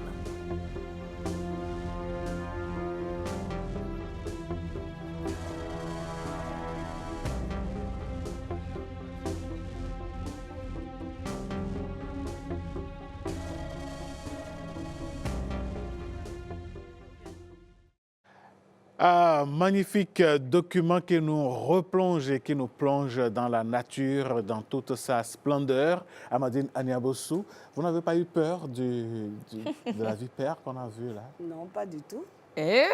Comment vous avez fait? Non, pas du tout. Bon, je l'avais déjà dit une fois, bon, j'ai quand même une peur des reptiles. Mais le jour-là, je n'ai pas du tout eu peur. Parce que c'était une découverte. C'est ça. C'était vraiment une découverte de voir tous ces animaux, les reptiles, et les crocodiles, les mangoustes, les langoustes et le varan. Le varan aussi, ah oui, le varan. En tout cas, je ne vais pas dire ce que j'ai envie de dire, mais donc, je vous vois venir, je ne dirai pas. Ce que vous avez dit dans les coulisses. Dans les coulisses, ça reste dans les coulisses entre jusqu'à Akovi et moi. Voilà. Allez, Amandine Aniabossou, l'autre chose, c'est que c'est un site qui n'est pas loin de Cotonou. Non, c'est un site qui n'est pas loin de Cotonou. C'est environ 30 km de Cotonou. Et le projet est porté par une ONG, une organisation non gouvernementale, Crédit ONG. Et ce qui frappe le plus sur le site du Sud-Tatunga, c'est le calme et la sérénité de son environnement. On est bien loin de l'ambiance de Cotonou. On en le ressent, bruit de Cotonou, voilà, pour et dire. tout. Donc, on ressort de cet environnement. Et c'est en fait, en quelque sorte, une sorte de communion avec la nature. C'est un espace où on peut se ressourcer. Vous pouvez vous ressourcer, découvrir des animaux que vous ne retrouvez pas d'habitude, d'ordinaire. Et les plantes, les zones humides, voguer sur la lagune, l'escapade sur l'eau et tout. Et toute cette fraîcheur. Et ce qui m'a également le plus frappé, la semaine dernière, il y a une semaine, on a célébré la Journée mondiale des zones humides. Tout à fait. Voilà un peu ce qui passe à l'écran. Donc, le circuit a été tracé juste pour attirer l'attention des populations sur le fait que les zones humides ne sont pas des endroits où il faut jeter des ordures. Il ne faut pas les combler. Il ne faut pas les combler pour dire on veut habiter, non. Les zones humides ont leur rôle à jouer dans la nature, dans le monde. Donc, il faut les préserver, ne pas les transformer en poubelles et autres. Il faut préserver les zones humides. Amandine Aniabossou, nous sommes en février et dès la semaine prochaine, nos enfants seront en congé de détente. Et oui, est-ce que ce n'est pas une occasion c'est justement pour cela qu'on a ramené le sujet, pour rafraîchir un peu la mémoire de nos téléspectateurs. Leur dit, bientôt, c'est les congés de détente. Faites sortir les enfants, faites-les découvrir la nature, faites-les aimer la nature, parce que même si on paye tout, la nature, elle reste pour nous. Tout à fait. Et puis, ça pourrait déclencher des passions, vocations au niveau des enfants. Et bientôt, on aura quand même beaucoup d'environnementalistes. Voilà, des écologistes. Voilà. Merci à vous, Amandine Aniabossou. Vous restez avec moi sur ce plateau. On va introduire l'autre rubrique qui nous est très chère dans cette émission. C'est bel et bien la rubrique santé. Mais avant ça, Amandine, il y a une question qui m'est venue à l'idée. Un site porté par une organisation non gouvernementale, c'est beaucoup d'argent, c'est tellement qu'ils investissent. Comment est-ce que l'on a assez? Par exemple, nous avons demandé aux parents maintenant d'envoyer les enfants. Comment ils font pour y avoir accès? Pour accéder au site, il faut juste payer un forfait parce qu'il faut nourrir les animaux. Les animaux, ça mange beaucoup. Vous savez, surtout les crocodiles qu'on vient de voir, il faut leur donner à manger de la viande, il faut leur donner à manger du poisson. Donc, quand vous y allez, il faut participer quand même pour qu'on puisse continuer à préserver ces animaux en voie de disparition. C'est l'occasion pour nous, par exemple, Amandine Aniabossou, d'inviter ceux qui sont dans l'élevage des volailles, qui parfois connaissent des pertes. Ils peuvent faire des dons de ces pertes-là au site. Le crocodile, et puis, voilà, le crocodile pourrait... Et ça, c'est l'antilope qu'on appelle le Sitatunga. Donc, c'est l'antilope qui a donné son nom au site. Je comprends maintenant. Allez, Amandine, on va donc partir et l'autre chose qu'on n'avait pas complétée, excusez-moi, dites-moi. L'escapade sur l'eau, et c'est Kpotomé. La zone, on appelle ça Kpotomé. Bon, en... Lion? C'est ça, on appelle Ok, donc c'est... La zone du lion. J'espère que vous n'avez pas vu un lion. Non, il n'y a pas de lion. À part les crocodiles nains qu'ils ont lâchés dans l'eau, et puis le python de Sébastien, et il n'y a pas de... Bon. D'accord, il n'y a pas de quoi, il n'y a pas de lion. Allez, on va travailler à insérer quelques idiomes de nos langues dans le français. Pourquoi pas? On va faire comme les Ivoiriens. Cotomé. Voilà, Cotomé. On ira à Cotomé. Donc, quand vous sentez la pression de Cotonou, la pression des grandes villes, sortez, allez dans la nature, ressourcez-vous. Et surtout après une semaine de travail avec la pression qu'on subit. On en revient toujours rechargé. En énergie positive. Allez, et parlant justement d'être rechargé, pour être en forme, il faut penser à sa santé. Et parfois, il y a de ces maux qui nous attaquent et on ne sait pas d'où ça vient, on ne sait pas quelle solution on peut avoir. Avec notre chroniqueuse santé sur cette émission, on va aborder la question des pieds d'athlète ce matin. On installe Heureuse d'Annonay avec ceci.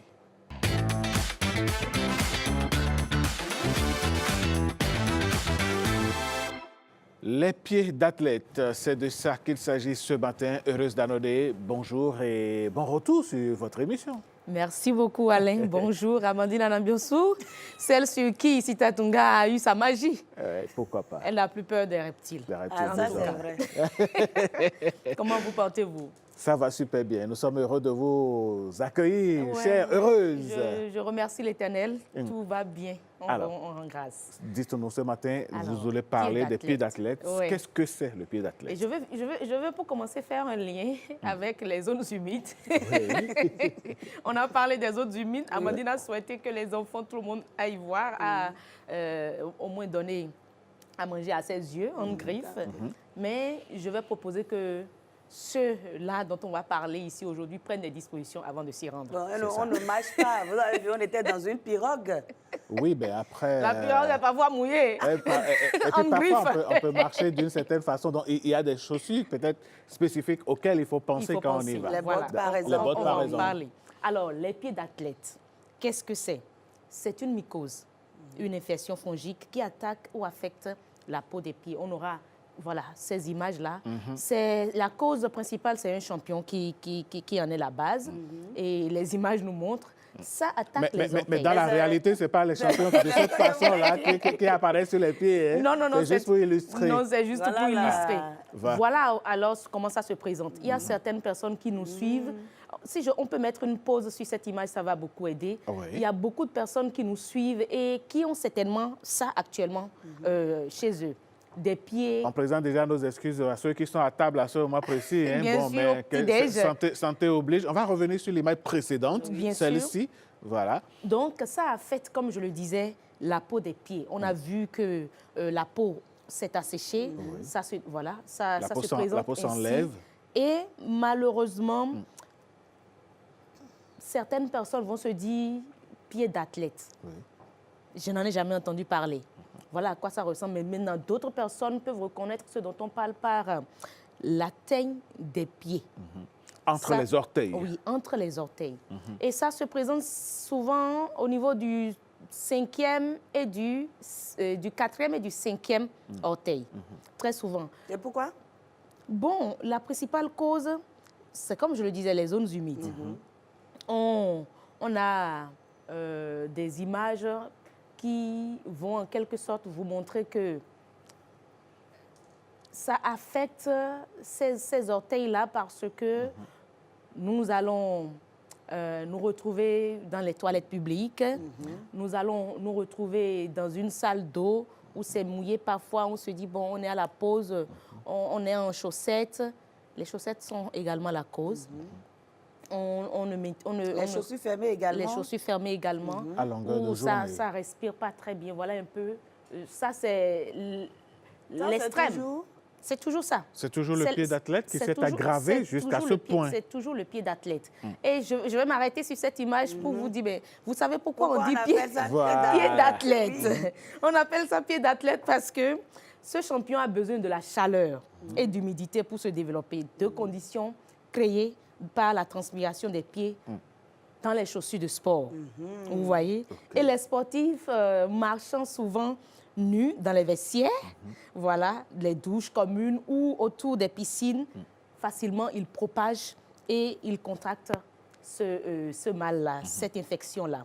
Alors, l'infection débute généralement entre les orteils, comme on a vu tantôt, mais maintenant, il faut dire que bien que le non-sujet ait une exclusivité, en quelque sorte, aux sportifs... Ce n'est pas que les sportifs qui sont concernés. Ce n'est pas que les sportifs. Cette mycose peut toucher également tout le monde dès que les conditions sont réunies. C'est-à-dire des ports de chaussures, comme on le disait, fermées et non respirantes. Malheureusement, une transpiration excessive. Il y a certaines personnes qui ont... transpirent même aux pieds. Aux pieds, bien sûr. excessivement. Les mains, ça transpire les pieds, les orteils. Madame Danon, dites-nous, quels sont les symptômes de ce mal-là? Bon, on aura des démangeaisons. Ça va gratter. Gratte beaucoup. Oui, ça gratte beaucoup. Ça sent parfois. Sinon, ça sent beaucoup. Et vous-même, quand vous grattez, vous envoyez, vous avez ce réflexe-là d'envoyer la main ou les doigts vers le nez. Vers le nez. En même temps, vous sentez. Donc, un peu comme ces images que nous avons, vous marchez pieds nus dans les toilettes. Vous êtes là tout le temps. C'est vous qui nettoyez les pieds. Les pieds sont humidifiés. Voilà un peu la manifestation également de cette mycose. Voilà, ça, c'est le début, ça. C'est le début. Oui, c'est le début. Donc, c'est quand on ne traite pas que ça donne l'autre aspect. Cette ampoule-là. Et quand l'ampoule, quand on est au niveau de l'ampoule, là, la peau commence pas à s'enlever. Et ça commence pas à sortir. Et puis ça y est. Et puis, ça gratte. Ça gratte. En dehors de ça, vous avez une peau qui commence pas à rougir. Qui commence par rougir, qui pèle. Nous avons des fissures de la peau et parfois des cloques. L'odeur est désagréable. Voilà les chaussures dont on parlait, fermées, du lundi au dimanche, du matin au soir. Même du lundi au vendredi déjà, pour ceux qui sont dedans tout le temps. Il y a certaines personnes qui sont à risque, on va parler de ces personnes-là, mais qui sont obligées d'être ainsi. Qu'est-ce qu'il faut pour de temps à autre faire respirer? Justement, on va en venir. Parlons des personnes à risque. On a parlé des athlètes, c'est vrai, mais qui sont ceux qui sont vraiment exposés? Les hommes. Ah, pauvre de nous, encore nous. Je voulais finir cette partie là-bas, les hommes. Les femmes, non, on a cette possibilité. On peut porter des escarpins, des chaussures ouvertes devant et derrière. Donc, nous, on n'a pas le choix. Et j'ai parlé tantôt des chaussettes. Les hommes sont en chaussettes, chaussures fermées. En fait, les conditions sont réunies pour que ce soit les hommes qui en souffrent beaucoup plus. Beaucoup plus. Alors, ceux qui fréquentent les environnements donnés, certains environnements donnés, et mènent certaines activités sont concernés. On va parler de ces activités tout à l'heure. Ceux qui ont des conditions physiques particulières, on va également parler de ceux-là. Alors, prenons le premier cas. Ceux-là qui ont des activités, qui sont dans un environnement donné et font des activités particulières. On a parlé des sportifs et les usagers des douches. Notamment les agents d'entretien, par exemple. Voilà, les agents d'entretien, ceux-là qui nettoient les piscines, ceux-là qui fréquentent les piscines. C'est à ces endroits-là que le champion se propage. Et ceux et celles qui travaillent dans les cuisines, par exemple? Bon, les cuisines rares sont ces fois-là où la cuisine est... Même quand c'est mouillé systématiquement, tu prends la serpillière et tu nettoies. Ah, mais quand vous avez une cuisine traditionnelle, ou bien au dehors, où il y a l'eau par terre. Voilà, on verse l'eau par terre. Normalement, surtout quand on veut préparer pour les fêtes, vous voyez les conditions dans lesquelles on fait la cuisine, par exemple. Bien sûr, bien sûr. Tant que vous êtes dans une zone humide, où le pied est souvent dans l'eau, est souvent en contact de l'eau, il y aura ça. Il y aura ça. Maintenant, en ce qui concerne les personnes physiques, les conditions physiques, nous avons ceux-là dont on avait parlé tantôt, qui sont dans l'hypersudation, ceux qui transpirent beaucoup, parce que la transpiration excessive des pieds crée ce milieu chaud et humide qui est idéal à ce champion. Nous avons les diabétiques, parce que la circulation sanguine réduit la circulation sanguine est réduite et le taux de sucre plus élevé, ça diminue. Voilà, je vais y arriver. Oui, ça bien diminue sûr. les défenses de l'organisme. Nous avons alors ce système immunitaire qui est affaibli. Que vous soyez diabétique ou non, il y a certaines personnes qui ont un système immunitaire affaibli. Ceux-là également sont concernés parce que là, on parle des personnes atteintes de maladies chroniques, les PVVIH, des personnes qui sont sous chimiothérapie, des personnes âgées. Ces personnes sont également à risque de faire de contracter le pied d'athlète. Nous avons également ceux-là qui ont des problèmes cutanés, les antécédents d'eczéma, des personnes qui ont déjà des problèmes au niveau des ongles des orteils. Il y a certains qui ont des ongles un peu avec des infections au niveau des orteils. Et non, on ne parle pas là des espaces entre les... Non, on ne parle pas des espaces entre les ongles, entre les orteils. On parle des ongles des orteils. Ces personnes-là également sont à risque de faire le pied d'athlète. Alors, le pied d'athlète, c'est plus courant lorsqu'on est en période de forte chaleur et avec un accompagnement de pluie. Donc, en cette période-là, les personnes dont on a parlé... Donc déjà, disons que cette période que nous traversons est favorable... propice au développement de ce champion-là. Alors, cela touche fréquemment les adolescents parce que les enfants sont très souvent pieds nus, passent dans l'eau, jouent. Surtout quand il pleut, ils préfèrent laisser les zones sèches pour aller passer dans l'eau, de ruissellement et tout ça. Quand il commence par pleuvoir, quand on était petit, et ça continue, on dit mais les enfants d'aujourd'hui n'ont plus cette possibilité. Malheureusement. Parce que les mamans ont eu le temps de dire, si jamais je vois ton nez dehors... Déjà, à la maison, tout est cimenté, on n'a plus d'espace où on a du sable, en quelque sorte. Encore que là, il faut en discuter. Alors, ce n'est pas un mal qui affecte les personnes pauvres. C'est ce qu'on se dit. Mais non, les zones industrialisées, il paraît même qu'en Europe, 25% de la population est à risque de faire le pied d'athlète. Alors, venons-en au traitement. Nous avons des crèmes antifongiques qu'on peut utiliser. Nous avons également des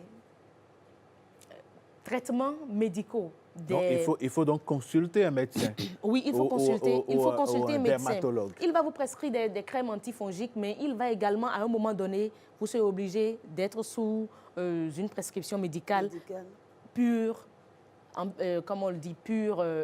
Des antibiotiques? Non. Des fongiques. Parce que les antibiotiques, s'il n'y a pas, les antifongiques, s'il n'y a pas et tout ça. Donc, nous avons ces crèmes-là qu'on pourrait utiliser. Nous avons également des poudres antifongiques. Ça, ce sont des astuces de grand-mère. Oui, des astuces de grand-mère. Mais avant d'en arriver, nous avons des poudres antifongiques. Ça, je ne vais pas citer le nom d'une poudre, mais il y en a même qui est une star dans les maisons. Et qui marche rapidement. Qui marche rapidement. On peut utiliser ça entre les orteils pour calmer déjà les démangeaisons. Nous avons également les traitements oraux, comme je le disais. Vous serez appelé à utiliser, même à prendre des médicaments sous prescription médicale. Venons donc maintenant, aux astuces de grand-mère. Ce qu'on a l'habitude de faire à la maison. À la maison tout le temps. Il y a certaines personnes qui utilisent même des savons.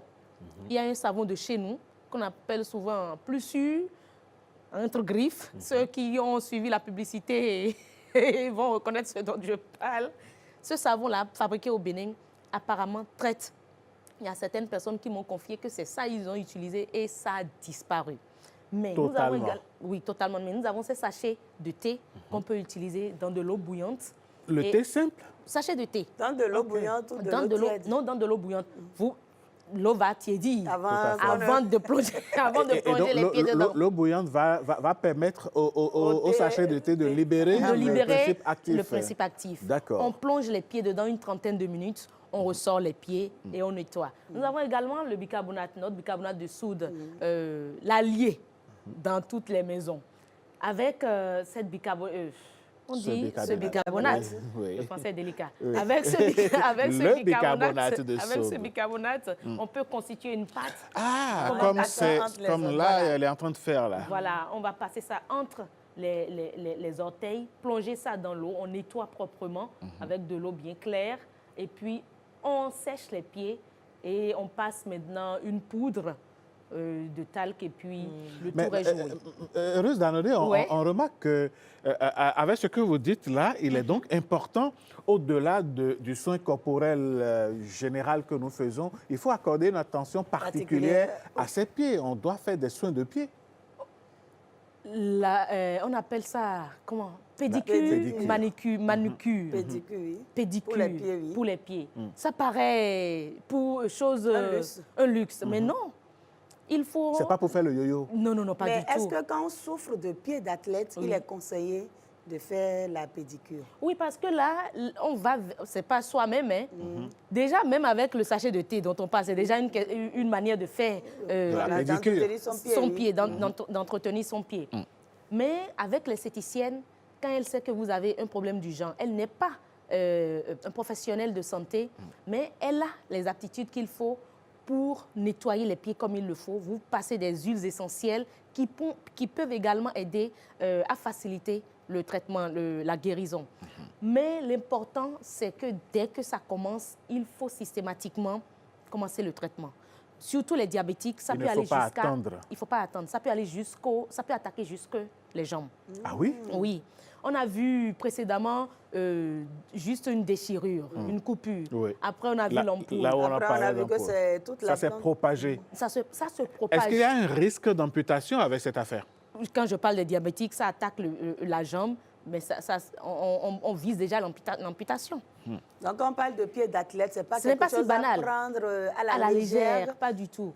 Et puis, de temps à autre, on passe le beurre de karité et puis on revient à la maison. J'avais même envie de vous poser une question. Est-ce que c'est héréditaire? Parce que bon, vous rencontrez des familles où c'est presque toute la famille. Parce que c'est hautement contagieux. Ah. OK. En plus, c'est une maladie contagieuse. C'est contagieux. On a dit tantôt que les athlètes, c'est un mal des athlètes parce qu'ils sont à pieds nus dans les vestiaires. Lorsque quelqu'un en souffre, le microbe, le champignon est déposé au sol, un autre passe par là, il le récupère, ainsi de suite. C'est hautement contagieux. Et donc, les familles dans lesquelles l'environnement aussi n'est pas très sain pourraient être sujettes à ces balles. Du coup, quand un enfant souffre déjà du mal, il faut vite le soigner et ne pas prendre la serviette qu'il prend pour se nettoyer les pieds pour nettoyer le pied de quelqu'un d'autre. Voilà. Les chaussettes que nous portons, ou bien on va dire, bon, ça c'est pour telle personne, il l'a lavé. Non, pas du tout. Et puis Chacun ses effets. Chacun ses effets. Tes chaussettes, tes chaussures sont à toi, c'est propre à toi. Il faut prendre la peine de porter des chaussures. Et il faut les sécher. Lorsque vous revenez du boulot le soir. Laissez les chaussures dehors. Prendre de l'air. On parle aux hommes. Qu'est-ce que nous vous avons fait finalement? Non, mais c'est un mal qui vous concerne le plus. C'est nous, quand on rentre, on dépose les chaussures au salon et puis ça y est. C'est juste un conseil, monsieur Alain Sotou. Alain est en chaussures fermées actuellement. Oui, ça c'est vrai. Jusqu'au soir. Oui. Il faut peut-être entre midi et 2 ou trouver le créneau pour vous déchausser. Retirer même les chaussettes. Parce que certains se disent, bon, on enlève les chaussures et puis les chaussettes. Non, mais retirez les chaussettes. C'est vrai. Peut-être à la fin de l'émission, je vais demander je vais voir ça avec Giscard. Voilà, à la fin de l'émission. À la fin de l'émission, j'enlève tout. Et puis, non, je vais voir dans ma voiture s'il n'y a pas une tapette. Je vais commencer par faire comme vous. N'est-ce pas? Ah oui. 24 heures sur les talons, c'est pas facile. Ah ouais. Il faut souvent des tapettes. Donc, il faut que les pieds soient aérés. Okay. Il faut laisser les pieds respirer. Tout le temps dans les chaussettes, dans les chaussures. On peut attraper ou contracter un pied d'athlète. Et là, le traitement, qu'on le veuille ou pas, on va payer. Et surtout, faites de la pédicure. Ah oui. C'est pas un luxe. C'est pas un luxe. Aujourd'hui, on peut le dire, votre c'est à la épouse portée de tout le monde. Oui, et votre épouse ou votre partenaire peut vous faire cela à la maison. Attendez, il faut qu'on ressente le débat. Quand on parle de pédicure, il ne s'agit pas simplement de se couper les ongles des pieds. Non. Il faut apporter un soin aux pieds. Bien sûr. Ils ont là. Il faut hydrater le pied. Il y a des huiles. Il faut poncer, il y a des huiles. En fait, il y a des soins particuliers. Et ce n'est pas seulement le pied. Non seulement ça fait du bien aux pieds, mais ça permet d'éviter les pieds d'athlète. Vous finissez une bonne séance de pédicure, manicure. Oui. Vous dormez comme un bébé. Mais ça, c'est pour les femmes. Est-ce que les hommes sont... Est-ce que nous, on a le temps? Est-ce qu'on est vraiment concernés pour aller s'asseoir? Vous allez dans les centres d'esthétique. Ils sont ce pleins. sont les hommes même qui viennent pour la pédicure. Oui. Alors là, vous m'apprenez les choses. Ils ont désormais, je ne sais pas si c'est comment on appelle ça, une contagion, ou un effet de mode. On les a colonisés en quelque sorte, mais ils sont plus maintenant dans les centres d'esthétique que les dames. Et là, c'est encore un autre problème pour les femmes. Et comme je le dis souvent, entretenez vos pieds parce que vous n'allez pas dormir la nuit et vos pieds seront en train de tirer les moustiquaires.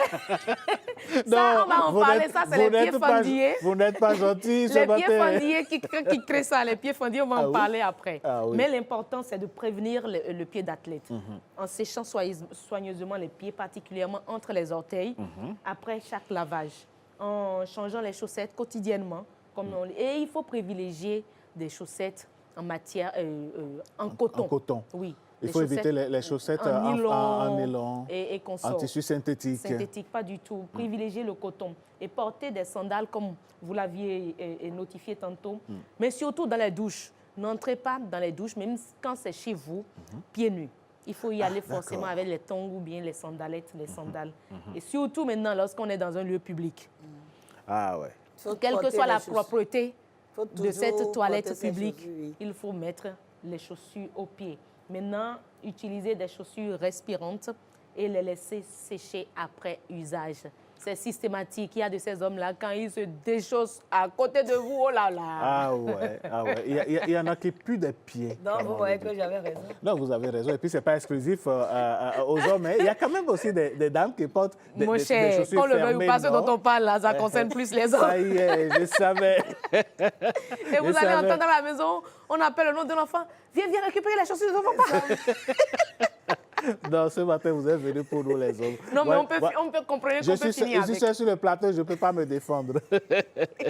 Yako, encore que c'est lui qui avait fait la proposition de ce sujet. Ah ouais, donc, vous comprenez. Bien sûr, je comprends. Heureuse d'Anodé, oui. Comment est-ce que l'on peut prévenir, oui. Je veux dire, à la maison? Parce que parfois, quand c'est la famille, on a vite fait de mettre les pieds dans les chaussures de l'autre rapidement, de partir, de porter même ses chaussettes. Le temps, bon, c'est mon frère, c'est ma soeur, c'est maman, c'est papa.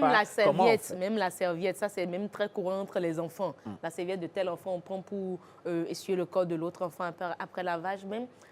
Même si on pense que, c'est un sujet dont on va même parler après, on pense qu'après s'être lavé, on est propre sans microbes. Donc la serviette, il y a certains qui se disent mais pourquoi laver la serviette? On dit il faut régulièrement. Pourquoi?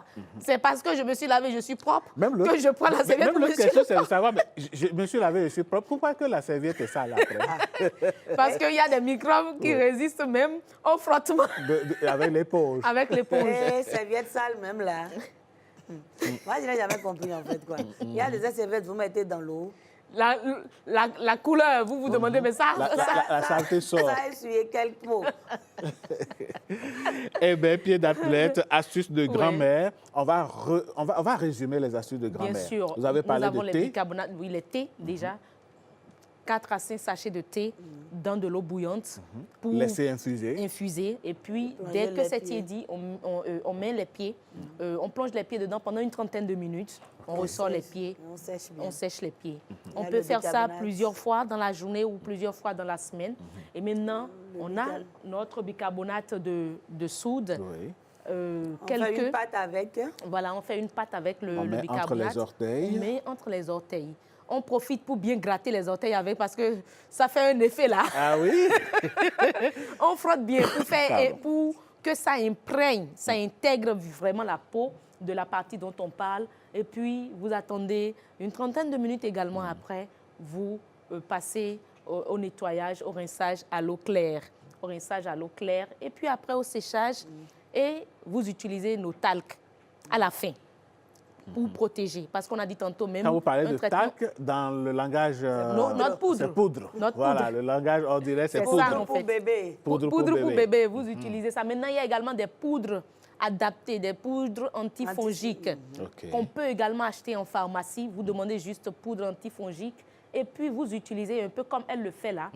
Et vous passez ça entre les orteils, le plus simplement possible. Vous laissez respirer. Vous pouvez même vous chausser Comme ça, avec la poudre oui, au pied. Ça vous donne même une odeur, une fraîcheur et une odeur entre les dans vos chaussures. Même avant de se chausser, on peut, parfois, mais par exemple, oui, moi, quand je veux ça, porter mais je n'ai pas les expérimenté. chaussures, je mets le talc à l'intérieur de la chaussure. Avant de porter. Voilà, certains ont parlé également du sel.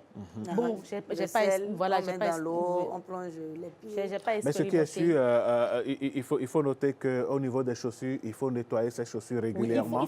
Parfois, il faut les sortir, y mettre de l'eau bouillante salée, les sécher après et brosser et faire tout. L'eau bouillante salée dans les chaussures, je n'ai pas... Bien sûr, ça rénove les chaussures. Ah bon? Les chaussures fermées surtout. Surtout. Ça me rappelle une rubrique Instant Beauté ou Beauté au pluriel. Et ça, c'est intéressant. Ah ouais. Ça, c'est intéressant. Non, mais qu'on le veuille ou pas, franchement, il faut qu'on prenne soin de nos pieds. Et ça passe même partout. Donc, raison de plus pour accorder encore plus d'attention à cela.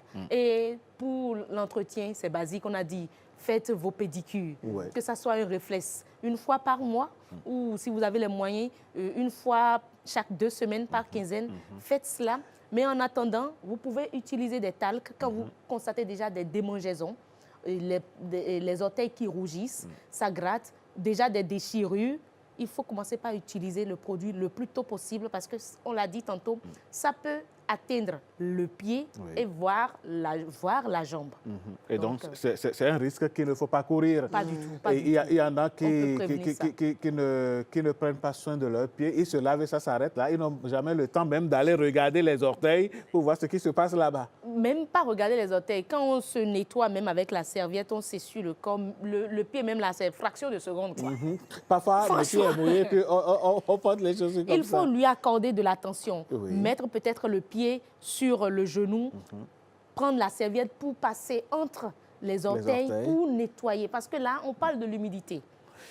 Eh bien, en attendant d'aller dans un institut de beauté, vous pouvez rencontrer nos compatriotes, certaines compatriotes qui font les pédicures, manicures. Offrez-vous leur service en attendant d'aller chez les professionnels plus professionnels. Prenez soin de vos pieds. Comme vous l'avez dit, moi, je crois que je vais faire un tour, voir à peu près à quoi ça ressemble. Le gommage. Non, jamais. Moi, non, mais il faut l'essayer. Oui, il faut l'essayer. Certains l'évitent parce que c'est... Je ne veux pas dire à risque, mais le soin que la bonne dame met à vous faire, vous devenez adepte de cela. Ah oui, donc il y a un risque d'addiction. Addiction. Ah, d'accord. Donc franchement, mais il faut le faire quand même. C'est bon pour la santé, c'est bon pour le bien-être. Merci Madame Danone de nous avoir gratifié de ces astuces et surtout d'avoir abordé cette thématique-là. Qui paraît basique, banale, comme Amandine le disait. Beaucoup en souffrent. Beaucoup en souffrent. Et ils sont là, vous les voyez, tout le monde. Si on met tout le monde là debout avec les chaussures bien cirées au pied, allez voir ce qu'il y a à l'intérieur. Ah ouais. Ah ouais. Donc, nettoyer ses chaussures, laver et sécher ses chaussettes. Oui. Très important. Sécher même les orteils, entre les orteils, les laver et les sécher. Laisser les pieds respirer. Respirer. Voilà. Et les chaussures, respirer aussi. Eh bien... Merci beaucoup, Amandine. C'est moi. Vous nous conseillez d'aller faire pédicure, manicure. Vous avez insisté. On est dans la période, c'est la saison de l'amour. Et vous êtes déjà en rouge. Mais voilà. Ça peut être un cadeau. Comme cadeau de Saint-Valentin, ça peut être, pourquoi pas, une pédicure. Bien sûr, bien sûr. D'accord. Je crois qu'on va demander aux dames. Les hommes ont tellement crié sur les toits. On ne reçoit rien le jour de la Saint-Valentin. Donc, c'est le moment. Offrez-les. Donc, vous allez nous envoyer en institut. Oui, offrez-leur mais il faut les accompagner parce que... Pourquoi nous accompagner? On n'est pas des enfants, non? Il ne faudrait pas qu'ils en deviennent... On ne va pas se faire blesser les pieds. Laissez le monsieur profiter de sa séance de pédicure. Bon. En tout cas, c'est à vos risques et périls. Mais l'important, vous allez éviter les pieds d'athlète. C'est vous ceux qui savez le message que vous passez. Ce qui est sûr, nous, on retient que pour la Saint-Valentin, par exemple, en tant qu'homme, masculin, on pourrait aller prendre soin de nos orteils, de nos pieds. Dans les instituts je n'y ai de pas beauté. pensé quand on a proposé le sujet pour cette semaine, mais c'est bien. Il le faut. Un cadeau pédicure. Ouais. tout simplement. Oui. Et puis, cet homme-là qui ne l'a jamais fait, c'est une découverte pour lui. Voilà. D'accord. Eh bien, parlant de découverte, nous allons à présent découvrir ce que les journaux nous offrent ce matin. Mesdames, je vais vous remercier et vous donner rendez-vous demain. Oui. Avec Dieu. Avec le même plaisir. Bien sûr. Le même sourire. Ah ouais, j'aime bien vous avoir à mes côtés. Oh, quel bonheur. Quel bonheur. On se dit à demain. À demain, Alain, sans faute. Merci beaucoup. Les journaux, ici et maintenant, ça va être avec Marcel Achossi que nous installons avec cette signature.